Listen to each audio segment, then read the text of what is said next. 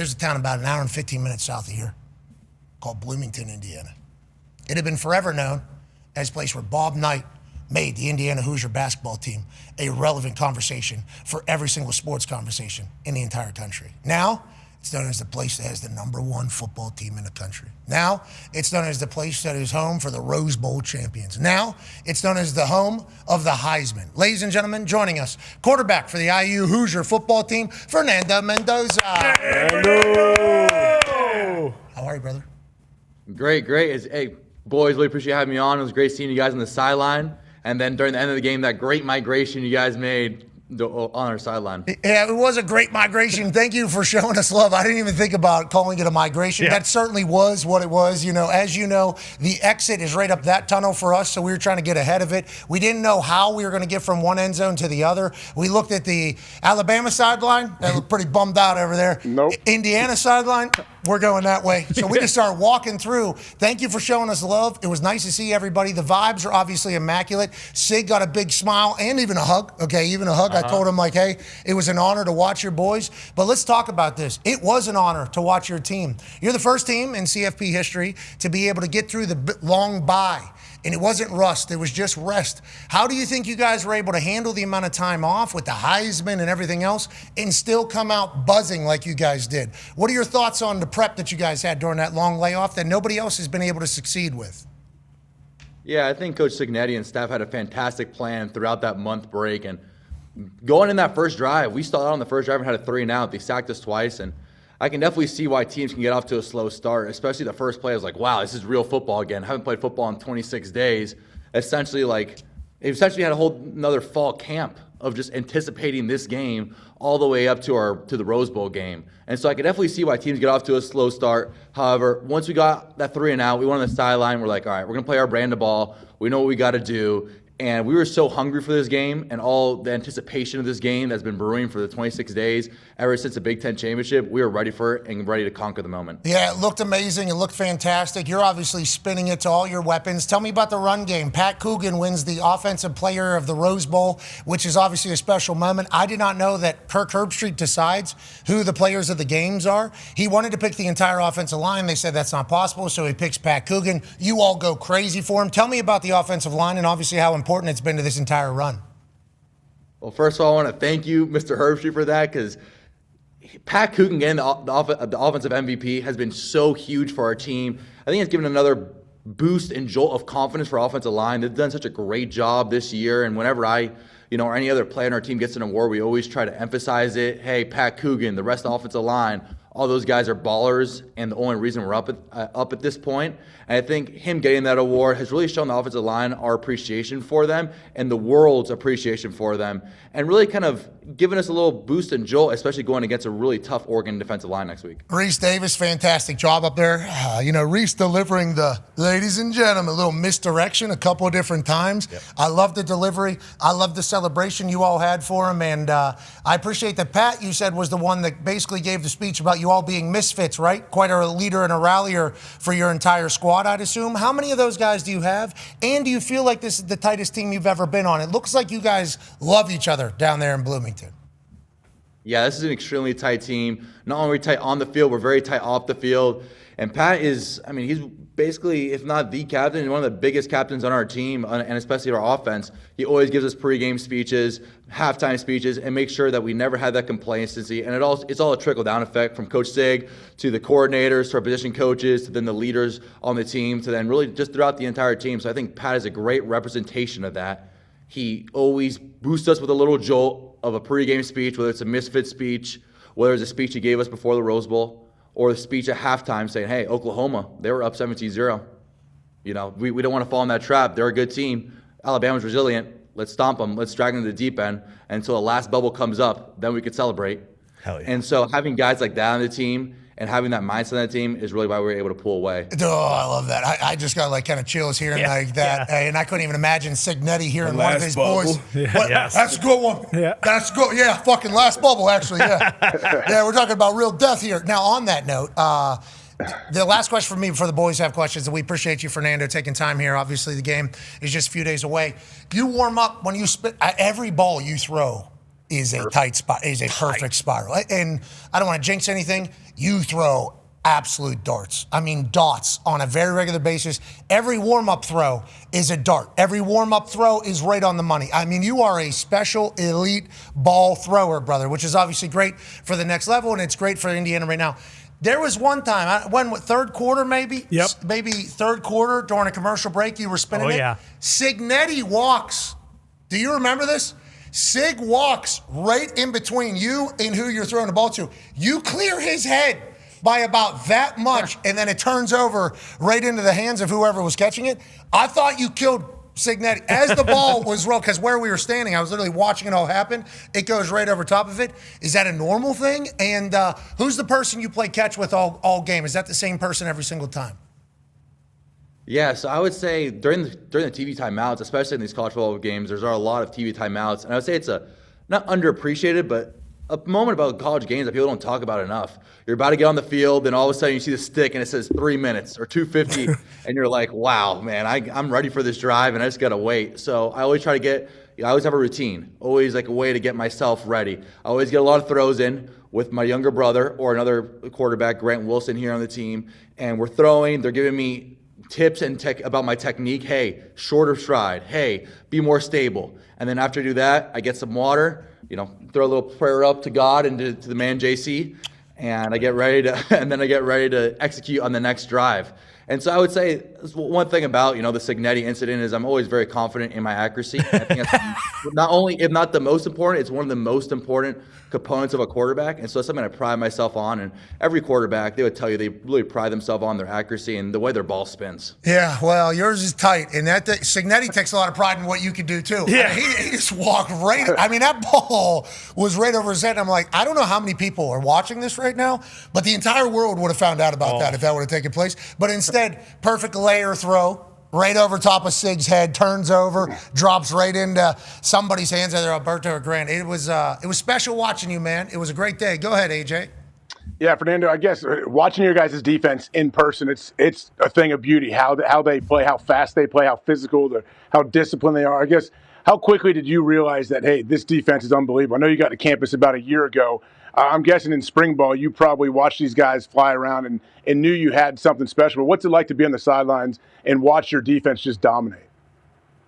Yeah, the first couple of days of spring camp, I was like, wow, this defense is either the best defense in the country or I'm not as good as I thought I would.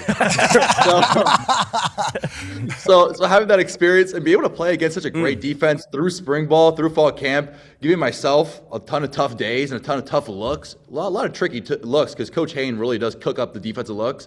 It's helped myself develop so much as a quarterback. And, I mean, as a linebacker, I'm sure you can appreciate the efforts of Aiden Fisher, Isaiah Jones, and Elijah Hardy. All those guys are ballers. And I would say every part of the defense, whether it's if it's defensive line, whether it's the second level or the third level, they're all intricate in their own ways, and they all play in such harmony and symphony with a great synergy, all towards a common goal of trying to disguise looks, trying to confuse the quarterback while also creating disruption. Harmony, symphony, a great synergy, and they all thump and bump. I mean, they are tackling through the ground. The most physical teams won.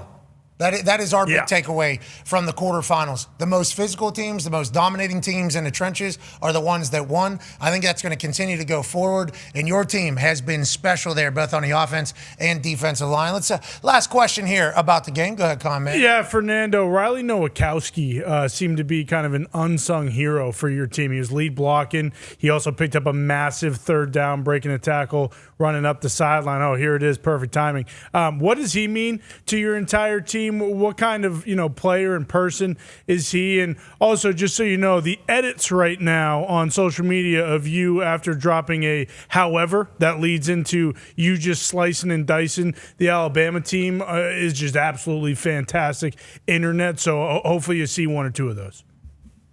Yeah, no, for sure. The internet is always undefeated, no matter what happens. So shout out to the internet. Shout out.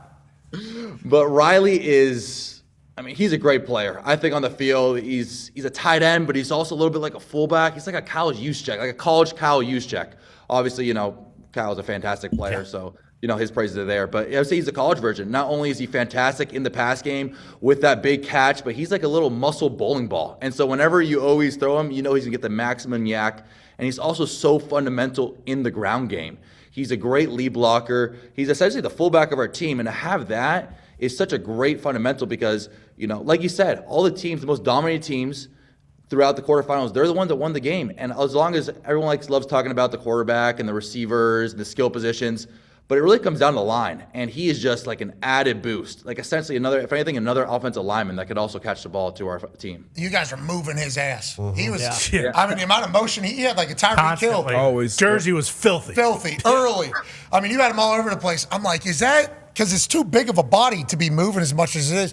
And I'm literally sitting there, Nowakowski in motion again, this guy. I mean, he's a big dude. To be running like that, obviously that goes to the cardio. That goes to the fitness. That goes to the commitment to ball. That goes to 30-some days or 26 days of no football and remaining locked in. Shout out to the Hoosiers! You guys are fun to watch. Let's talk about the next game now. Go ahead, Ty? Yeah, Fernando, looking ahead to the Peach Bowl, how much can you guys take away from the previous Oregon game? Obviously, going to Eugene and getting that big win when everyone was kind of saying, hey, is Indiana still for real? Is there anything you can take away from that? And have you thought at all about how, while it is a neutral site game, it was probably 80% Indiana fans at the Rose Bowl, and I assume it's going to be very similar down in Atlanta. Yeah, Autzen Stadium was a fantastic environment, and we had pre-snap troubles that game. We had a couple false starts, a couple penalties, and I think that having that home field advantage in Atlanta, which you never know until you get there in the game and you see how loud the crowd is on either side. However, assuming that we're not going to have to go on silent count just because of how far Eugene is from Atlanta, and as well as just it being a neutral site game, it's usually 50-50, and hopefully there's more fans on our side. I think that'd be huge for us. And, going to Autzen Stadium, I believe it was week 5 or week 6, going to play against such a great defense led by their coach, Coach Lupoy, and just an overall great team that is always motivated with Coach Lanning. It spoke a testament to that point of the season that we could really do this, and we were destined to become a great team and be able to make the college football playoffs. And I think throughout the entire season, we've been able to prove that point. However, beating a good team twice, not a good team, a great team twice, is extremely difficult. They're star-studded on both offense and defense, draft picks all across the board. And so to be able to have to play them twice, they have changed a little bit throughout the season, but having to play them twice is going to be tough. It's going to be a great challenge for us. Yeah, it's good for the Big Ten to see you both there, obviously. Big Ten has been dominant through the national championship. Yeah, so that's how Big Ten people are talking. Yeah. That's how Big Ten people are talking. But through the entire bowl kind of season here, the Big Ten has just been belt to ass. Yeah, it has been real. And hey, the Southerns are going to have to look in the mirror. I mean, the Southerns are going to have to look in the mirror. I saw a couple on Paul Feinbaum's show start to say, we're in trouble down here. Yeah. We are in trouble down here. A lot of pressure on Ole Miss. Yeah, a lot of pressure on Ole Miss. And he might be the guy, honestly. Yeah. Hey, the Final Four teams are awesome. I don't know how much you know about what's going on in Miami or what's going on at Ole Miss. You four are representing college football perfectly. And the way you guys play, and the way you operate, and the way you act is special. Dan Lanning and Signetti are basically just a younger and older version of each other. I mean, it has been awesome to kind of follow along with all the stories. Now, for you added a weapon in the Big Ten Championship that the world got to see. That continued at the Rose Bowl, and everybody else is getting healthy. Go ahead, Tone. Yeah, Fernando, Pat's obviously talking about Charlie Becker there. He has been awesome. Obviously, you have Cooper, you have Surratt, you talked about Nowakowski, you got your running backs. And then I saw you do an interview, I can't remember who it was with, but you were talking about the Old Dominion game and maybe potentially trying to do too much. And then you realized, hey, I just got to be a point guard for these guys. How awesome is it, and how much does it benefit you to have all those weapons? And then is it you just read the defense and dictate that the defense dictates where you're going because you have all these guys, and no matter who you're going to, it's the right decision? Yeah, so our first game is Old Dominion. It was a rough game for myself because I thought, wow, I'm an anticipated transfer. I need to go out there, and I really need to be, not Superman, but just try to show everybody that I'm such a great quarterback and make all these insane throws and kind of run all over the place. And that game actually had 0 passing touchdowns. I actually searched it up later. It was the first time a Heisman quarterback's ever had 0 touchdowns in the first game.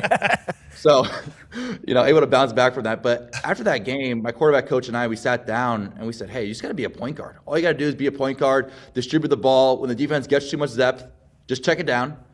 And there's one play in Alabama that actually set us up for our second touchdown that was great, that one of our running backs, Black, got open on a check down and ran for 12 yards. So it was really about being a point guard. We have such a great offensive line. such great receivers, and we also have such a fantastic run game that we're all going to be able to complement each other, and all I need to do is be the most efficient quarterback possible. So that's been my goal throughout the entire season, and there's been many games where I've had a really high completion percentage or been really efficient, such as the Alabama game, and I believe that's the best way to help my team, so I'm going to keep on doing it every single game. I'll continue to gas you up any chance we get. Hembo just sent a stat that is exactly what you just talked about. Fernando Mendoza, 14 of 16 with 3 pass touchdowns. He joined Tua. 2018 Orange Bowl is the only quarterbacks with more pass touchdowns than incompletions in a college football playoff game. Pretty good. Hey, that was the rest or rust thing too. Yeah. Comes out pretty clean. I'm telling you, when we were watching you throw it in warm-ups, we're like, this guy doesn't. There's not a single flub. No flubs. And with the paint on the ball, obviously you see it a little bit. You throw seeds, and then you got a fatter ass, I think, than a lot of people think. You're a stallion. I think not a lot of people understand. You were running a little bit more there in the Rose Bowl. Was that a conscious decision before the game, in the game? Like, how do you kind of view and make those decisions? Because you are a strapping lad. I don't think people really fully understand that. You're obviously incredibly smart. You could spin it.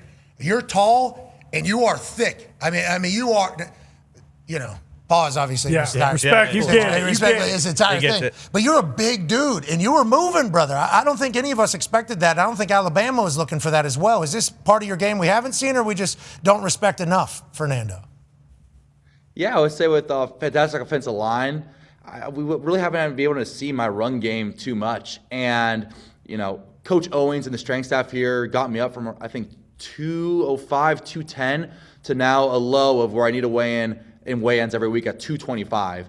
And with that, I've been able to put on good weight where I'm able to run and I'm able to still be fluid in my movements. And whenever the team needs me to run, I can always run. And so my mindset's always, every play is essentially a puzzle for me.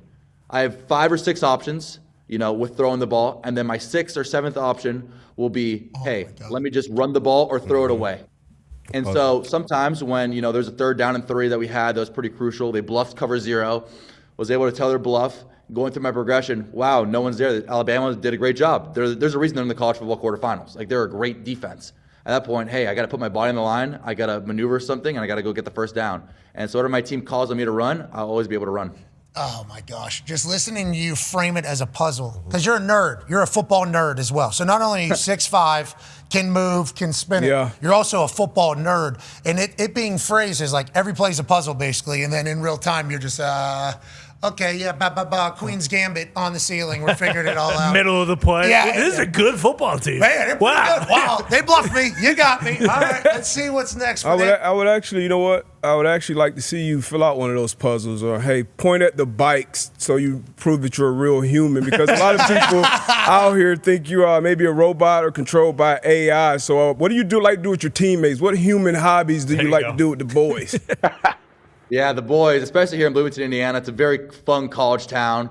So we always like to go out and eat. We always like to go out and eat, after some big games, especially at the Big Ten Championship game, when we got back, we like to go out. So we like to go out, we like to go eat. And so just whatever you can imagine in a college town, we do. Yeah. And so it's always a good time with the boys.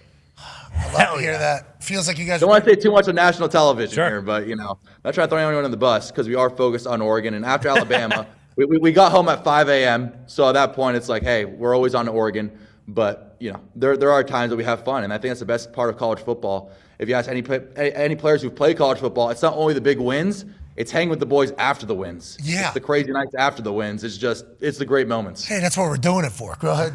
He's the only quarterback on the team to beat the bye week so far. Yeah. And I got to say, that's exactly what ChatGPT would probably say. I go out to eat with the boys. We go out to eat.